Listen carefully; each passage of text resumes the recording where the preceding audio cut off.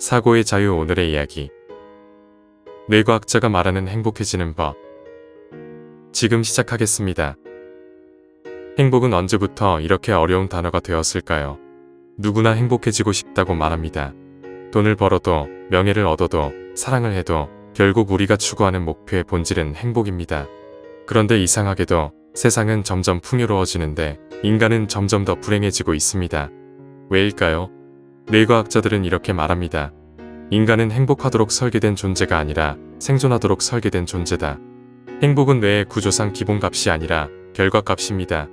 즉, 우리는 행복을 느끼기 위해서는 뇌가 특정한 조건을 만족시켜야만 합니다. 그 조건이 무엇인가? 지금부터 그 이야기를 해보겠습니다. 첫 번째, 인간의 뇌는 보상을 위해 존재한다. 우리의 뇌에는 도파민 시스템이라는 것이 있습니다. 행복 호르몬이라 불리는 도파민은 사실 행복을 주는 물질이 아닙니다. 정확히 말하면 행복을 기대하게 만드는 물질입니다. 무언가를 얻기 전 곧 좋을 일이 일어날 것 같은 느낌을 주는 것이 바로 도파민입니다. 문제는 이 시스템이 기대에는 강하지만 지속적인 만족에는 약하다는 점입니다. 그래서 인간은 늘 새로운 자극을 찾아다니며 잠시의 쾌감에 의존합니다. 좋아요 수, 쇼핑, 도박, SNS, 그리고 관계까지 모두 도파민 시스템을 자극하기 위한 반복적인 시도들입니다. 그런데 뇌과학자들은 말합니다. 이런 자극으로는 진짜 행복을 느낄 수 없다. 왜냐하면 뇌는 쓸모없는 자극에는 금세 내성을 만들어 버리기 때문입니다. 진짜 행복은 자극이 아니라 의미에서 온다는 것이죠. 두 번째, 행복은 의미를 느낄 때 생긴다. 행복의 본질을 연구하는 하버드 대학의 신경심리학자들은 공통적으로 이렇게 말합니다.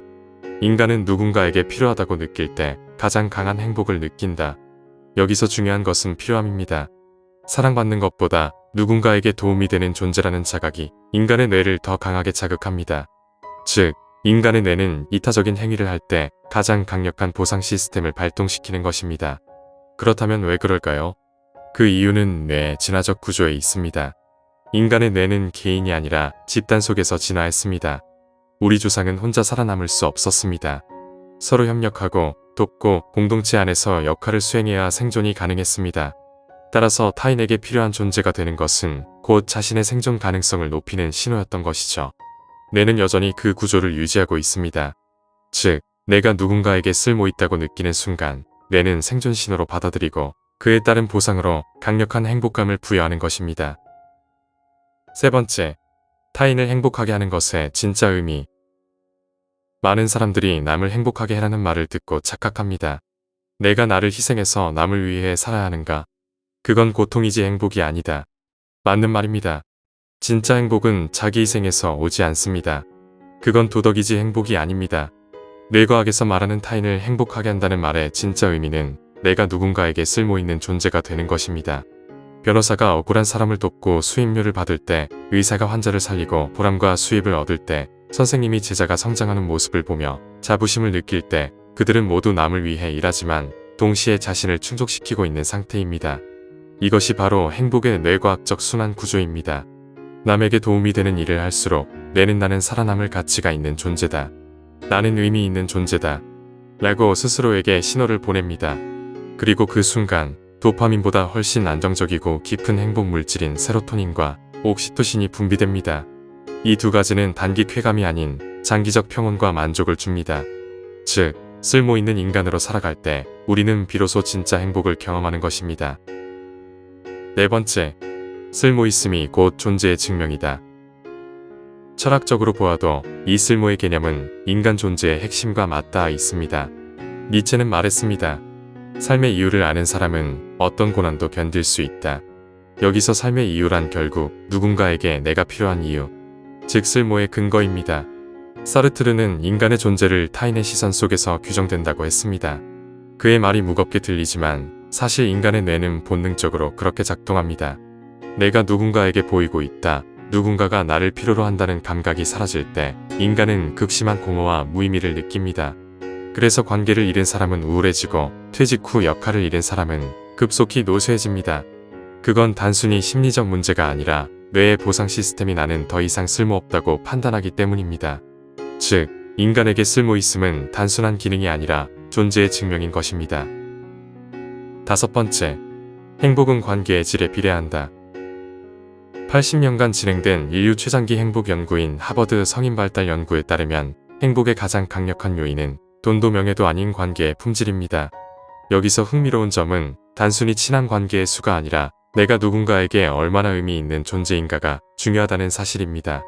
즉, 관계의 질은 상호 쓸모의 깊이로 결정됩니다. 내가 그 사람에게 어떤 방식으로든 도움이 되는 존재라면 그 관계는 오래가고 그 안에서 행복이 자라납니다.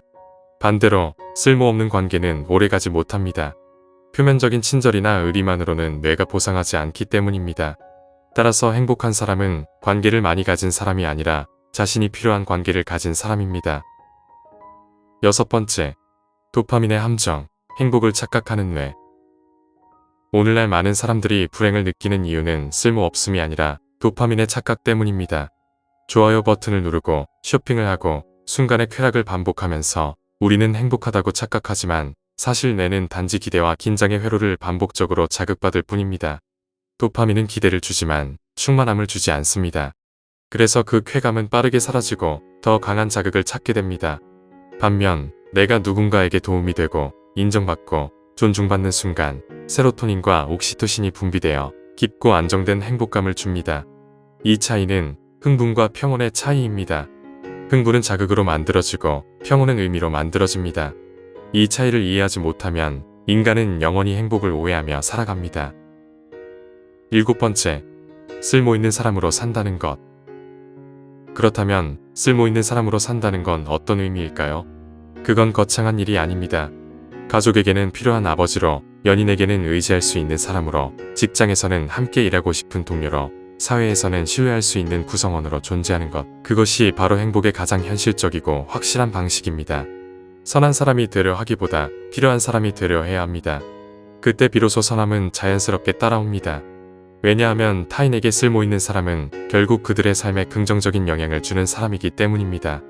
이것이 뇌과학적으로 그리고 철학적으로 가장 안정적인 행복의 구조입니다. 우리는 흔히 행복을 도덕의 문제로 착각합니다. 착하게 살아야 행복해진다고 믿습니다. 하지만 뇌과학은 말합니다. 행복은 도덕이 아니라 구조다. 내가 누군가에게 필요할 때 뇌는 생존 신호를 보내며 보상 시스템을 활성화합니다. 내가 쓸모없다고 느낄 때 뇌는 존재의 이유를 잃고 무기력해집니다. 이건 신념의 문제가 아니라 구조의 문제입니다. 행복해지고 싶다면 이렇게 물어야 합니다. 나는 지금 누구에게 쓸모있는 사람인가? 이 질문에 선명한 답을 가진 사람은 이미 행복의 길 위에 서 있는 것입니다. 행복은 멀리 있지 않습니다. 그건 누군가의 삶에 의미 있는 존재로 살아가는 것입니다. 하루를 마칠 때 이렇게 말할 수 있다면 됩니다. 오늘 나는 누군가에게 조금이라도 도움이 되었다. 그 한 문장 속에 인간의 뇌는 가장 깊은 평온과 만족을 느낍니다. 그때 비로소 우리는 알게 됩니다.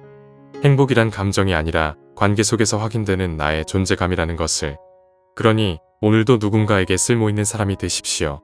그게 곧 뇌가 말하는 진짜 행복의 공식입니다. 오늘 이야기는 여기까지입니다. 영상이 마음에 드셨다면 좋아요와 구독 부탁드립니다. 끝까지 시청해주셔서 감사합니다.